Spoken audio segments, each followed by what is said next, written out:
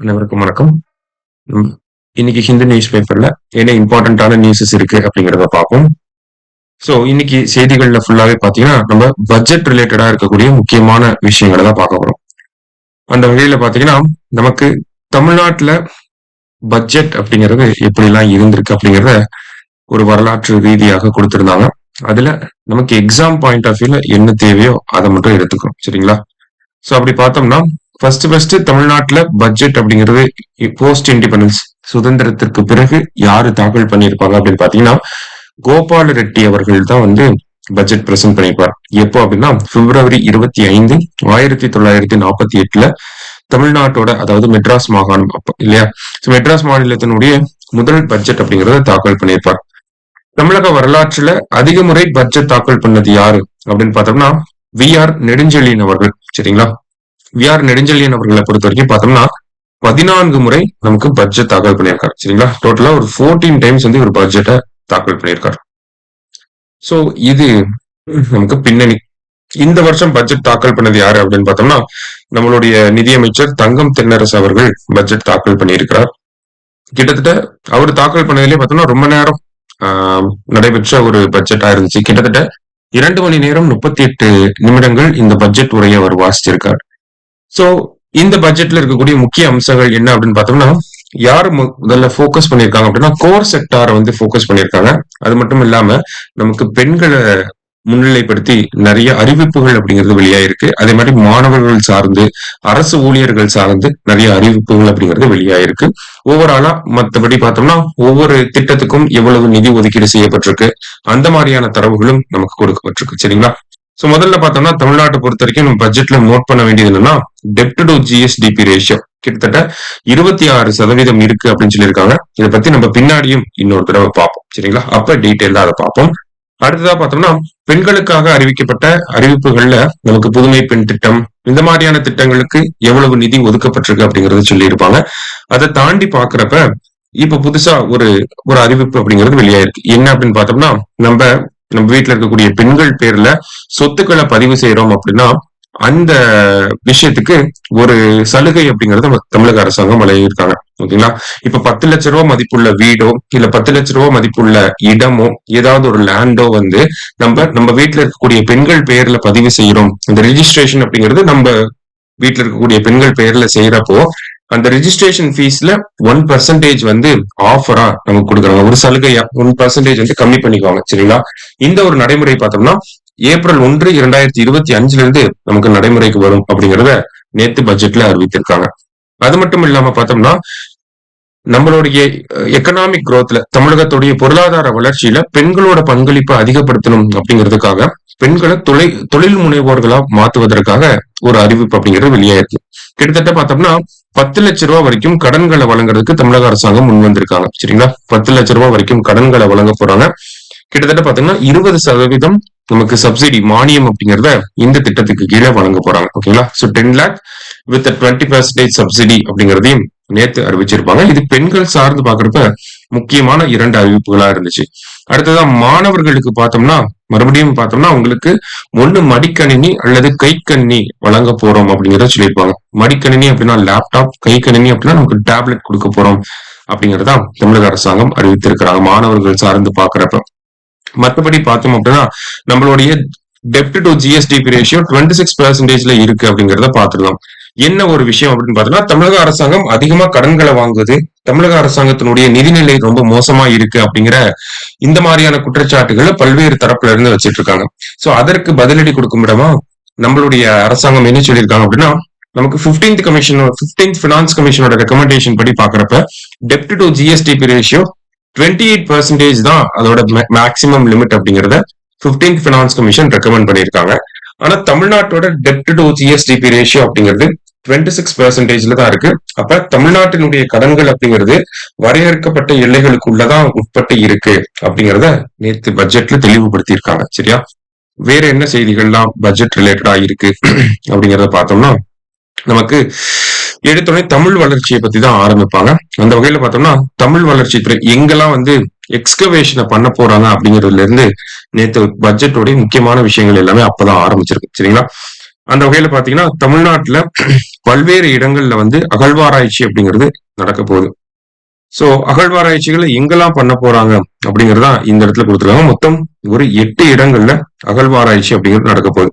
பாத்தீங்கன்னா நமக்கு சிவகங்கை மாவட்டத்துல இருக்கக்கூடிய கீழடி, தூத்துக்குடி மாவட்டத்துல பட்டணமருதூர், தென்காசி மாவட்டத்துல இருக்கக்கூடிய கரிவளம் வந்தநல்லூர், நாகப்பட்டினம் மாவட்டத்துல இருக்கக்கூடிய நாகப்பட்டினம் அப்படிங்கிற அந்த பகுதியில, கடலூர் மாவட்டத்துல மணிக்கொள்ளை, கள்ளக்குறிச்சி மாவட்டத்துல பாத்தீங்கன்னா ஆதிச்சனூர், கோயம்புத்தூர் மாவட்டத்துல வெள்ளூர் மற்றும் சேலம் மாவட்டத்துல பாத்தீங்கன்னா தெலுங்கனூர் அப்படிங்கிற இந்த பகுதிகளில் தமிழ்நாட்டுல இந்த 8 பகுதிகளில் பார்த்தோம்னா இந்த வருஷம் அகழ்வாராய்ச்சிகள் தொடங்கப்படும் அப்படிங்கறத சொல்லியிருக்காங்க. அது மட்டும் இல்லாம தமிழகத்தை தாண்டி தமிழக எல்லைகளுக்கு அப்பாற்பட்டு ஒடிசால இருக்கக்கூடிய பாலூர், ஆந்திர பிரதேசல இருக்கக்கூடிய வெங்கி மற்றும் கர்நாடகத்தில் இருக்கக்கூடிய மஸ்கி போன்ற பகுதிகளிலும் நமக்கு தமிழக எல்லைகளுக்கு அப்பாற்பட்டு இந்த அகழ்வாராய்ச்சி அப்படிங்கிறது மேற்கொள்ளப்படும் அப்படிங்கறத சொல்லியிருக்காங்க. வேற என்னெல்லாம் சொல்லியிருக்காங்க அப்படின்னு பார்த்தோம்னா, நம்ம பண்டைய தமிழர்கள் வந்து கடல் வழி வாணிகம் அப்படிங்கிறது அதிகமா இருந்துச்சு. அரேபிய மக்கள், ரோமானிய மக்களோட வர்த்தக உறவுல வந்து இருந்திருந்தாங்க. சோ இந்த ஒரு வரலாற்றை நம்ம இந்த ஒரு ஹிஸ்டரியை ட்ரேஸ் பண்ணணும் அப்படிங்கிறதுக்காக தமிழக அரசாங்கம் என்ன பிளான் பண்ணிருக்காங்கன்னா, ஒரு டீப் சி எக்ஸ்கவேஷன் அப்படிங்கறத பிளான் பண்ணிருக்காங்க. அதாவது டீப் சி எக்ஸ்கவேஷன் அப்படின்னா ஆழ்கடல் அகழாய்வு அப்படின்னு சொல்லுவாங்க. சரிங்களா? சோ ஆழ்கடல் அகழாய்வு அப்படிங்கிறது பாத்தீங்கன்னா நமக்கு காவேரி பூம்பட்டினத்திலிருந்து நாகப்பட்டினம் வரைக்கும் இந்த ஆழ்கடல் அகழாய்வு அப்படிங்கறத டீப் சி எக்ஸ்கவேஷன் அப்படிங்கறத தமிழ்நாடு பிளான் பண்ணியிருக்காங்க. அடுத்ததா பாத்தீங்கன்னா நமக்கு ஒவ்வொரு அகழ்வாராய்ச்சி இடத்துக்கு பக்கத்திலயுமே அந்த அகழ்வாராய்ச்சியில எடுக்கப்பட்ட பொருட்களை மையப்படுத்தி ஒரு மியூசியம் அப்படிங்கறத உருவாக்கிட்டு வராங்க தமிழக அரசாங்கம். அந்த வகையில ஈரோடு மாவட்டம் கொடுமணல் அந்த அகழ்வாராய்ச்சி தளத்துல எடுக்கப்பட்ட பொருட்களை வச்சிருக்கிற மாதிரி ஒரு நொய்யல் மியூசியம் அப்படிங்கறத கொண்டு வர போறாங்க. எங்கன்னா ஈரோடு மாவட்டத்துல. அடுத்தது ராமநாதபுரத்துல பார்த்தோம்னா ஒரு நாவாய் மியூசியம் அப்படிங்கறத கொண்டு வர போறாங்க. நாவாய் அருங்காட்சியகம் அப்படிங்கிறது. இந்த நாவாய் அருங்காட்சியகம் எதை போக்கஸ் பண்ணி இருக்க போது அப்படின்னு பார்த்தோம்னா, பாண்டிய மன்னர்களோட இந்த கடல்வழி வாணிகத்தை வந்து போக்கஸ் பண்ணி இருக்க போது. அதான் இங்க maritime trade excellence of Pandyas அப்படின்னு சொல்லி கொடுத்திருக்காங்க. அதையும் தாண்டி வேற என்னெல்லாம் இருக்கு அப்படின்னு பார்த்தோம்னா, இந்த துறையினுடைய ஒரு அறிவிப்புகள்ல நமக்கு வெளிநாட்டுல இருந்து வரக்கூடியவங்க தமிழ்நாட்டுக்குள்ள வந்தாங்க அப்படின்னா முக்கியமா போக்கஸ் பண்ணி வர்றது என்ன மாதிரியான டூரிஸ்ட் பிளேசஸ் அப்படின்னா மாமல்லபுரம், திருவண்ணாமலை போன்ற பகுதிகள் எல்லாம் அதிகமா ஃபாரின் டூரிஸ்ட் எல்லாம் வருவாங்க. சோ அந்த மாதிரி வரக்கூடிய ஃபாரின் டூரிஸ்ட் தமிழ்நாட்டோட பாரம்பரியத்தை தெரிஞ்சுக்கணும் அப்படிங்கிறதுக்காக தமிழ் கல்ச்சுரல் மியூசியம்ஸ் அப்படிங்கறத மாமல்லபுரம் மற்றும் திருவண்ணாமலையில தமிழக அரசாங்கம் உருவாக்க இருக்காங்க. சரியா? இது இந்த அகழ்வாராய்ச்சி மற்றும் தமிழ் வளர்ச்சி சார்ந்து என்ன மாதிரியான திட்டங்கள்லாம் இருக்கு அப்படிங்கறத கொடுத்திருக்காங்க. நெக்ஸ்ட் பார்த்தோம்னா நமக்கு சீனியர் சிட்டிசன் வெல்ஃபேர் அப்படிங்கறத சொல்லியிருக்காங்க. சோ தமிழகத்தை பொறுத்த வரைக்கும் 2031 வரை அந்த வாக்குல பாத்தீங்கன்னா தமிழ்நாட்டோட எல்டர்லி பாப்புலேஷன் மோர் தேன் 20% கிராஸ் பண்ணிடும் அப்படிங்கிறது தமிழ்நாட்டோட ஸ்டேட் டிபார்ட்மெண்ட் வந்து சொன்ன ஒரு கூற்று. சரிங்களா? அப்படி இருக்கப்ப நம்ம ஆல்ரெடி டெமோகிராபிக் டிரான்சிஷன் படி பாக்குறப்ப Tamil Nadu one of the oldest state in இந்தியாவா இருக்கு. சரியா? அப்ப நம்ம அந்த முதியோர் நலன்லயும் நம்ம கவனம் செலுத்த வேண்டியதா இருக்கு. அதற்காக தமிழக அரசாங்கம் என்ன பண்ண போறாங்க அப்படின்னா, தமிழ்நாட்டில் இருக்கக்கூடிய 25 முனிசிபல் கார்பரேஷன்ஸ்ல அன்புச்சோலை மையங்கள் அப்படிங்கறத உருவாக்க போறாங்க. அன்புச்சோலை சென்டர்ஸ் எதுக்காக அப்படின்னா அவங்களோட டே கேர் ஃபெசிலிட்டிஸ்க்காக இந்த அன்புச்சோலை மையங்கள் அப்படிங்கறத உருவாக்க போறாங்க for insuring the wellbeing of senior citizens அப்படிங்கிறதா அதோட அப்ஜெக்டிவா இருக்கு. நெக்ஸ்ட் பாத்தீங்க அப்படின்னா நமக்கு டூரிசம் செக்டாரை வந்து போக்கஸ் பண்ணி நமக்கு ராமேஸ்வரம் மாவட்டத்துல தென் தமிழகத்தை மையப்படுத்தி நமக்கு ராமேஸ்வரம் மாவட்டத்துல ஒரு புது விமான நிலையம் உருவாக்க போறோம் அப்படிங்கறது சொல்லியிருந்தாங்க. நெக்ஸ்ட் பாத்தீங்க அப்படின்னா நமக்கு முக்கியமா இந்த இடத்துல தமிழக அரசாங்கம் ஒரு பாலிசியை கொண்டு வர போறாங்க. என்ன பாலிசி அப்படின்னு பார்த்தோம்னா, இந்த கப்பல் கட்டுமானம் அந்த துறையை ஊக்குவிக்கும் வகையில Tamil Nadu maritime transport manufacturing policy அப்படிங்கறத கொண்டு வர போறாங்க. ஓகேங்களா? Tamil Nadu maritime transport manufacturing policy அப்படிங்கிறது இந்த இந்த ஷிப் பில்டிங்காக இருக்கக்கூடிய இந்த பாலிசி பார்த்தோம்னா தமிழ்நாட்டை குளோபல் ஷிப் பில்டிங் ஹப்பா மாத்தணும் அப்படிங்கிறது முக்கியமான அப்ஜெக்டிவோட இந்த வருஷம் அந்த பாலிசியை நாங்க ரிலீஸ் பண்ண போறோம் அப்படிங்கறத சொல்லியிருக்காங்க. ஓகேங்களா?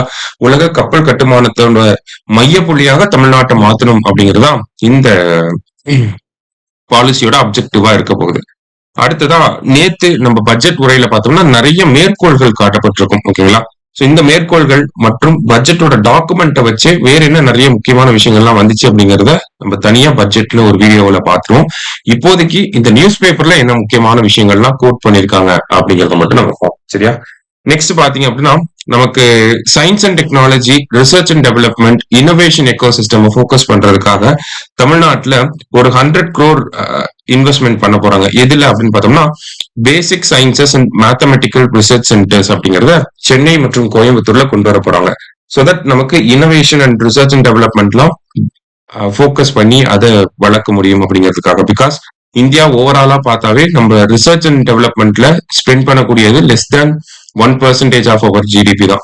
சோ தமிழ்நாடு என்ன பண்ண போறாங்க அப்படின்னா தமிழ்நாட்டுல இருந்து அதிகமா இனோவேஷன் வரணும், ரிசர்ச் அண்ட் டெவலப்மெண்ட் வரணும், நிறைய பேட்டன்ட் சப்மிட் பண்ணணும். இந்த மாதிரியான காரணங்களுக்காக இந்த ஒரு 2 basic sciences and mathematics research centres அப்படிங்கறத ஓபன் பண்ண போறாங்க. சரியா?